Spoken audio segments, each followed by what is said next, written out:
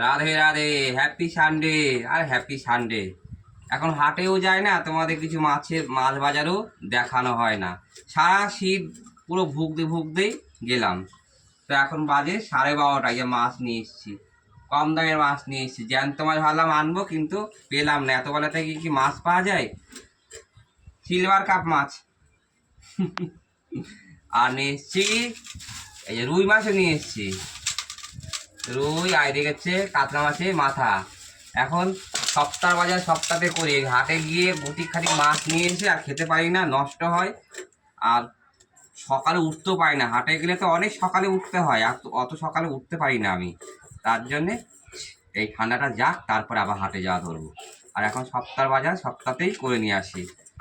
আর রাস্তাঘাটের যা মানে সে পরিস্থিতি, 4 কিলোমিটার পেরিয়ে সাইকেলে করে হাটে যাওয়া খুব অবস্থা খারাপ। সকালে এক পাত্র খেয়ে নিয়েছি, এখন শুধু মাছের ঝোল ভাত আর বিট ভাজবো, ব্যাস। শরীর একদম ভালো না, 2 দিন উল্টোপাল্টা খেয়েছি। অত্যাধিক হারে গ্যাস হচ্ছে।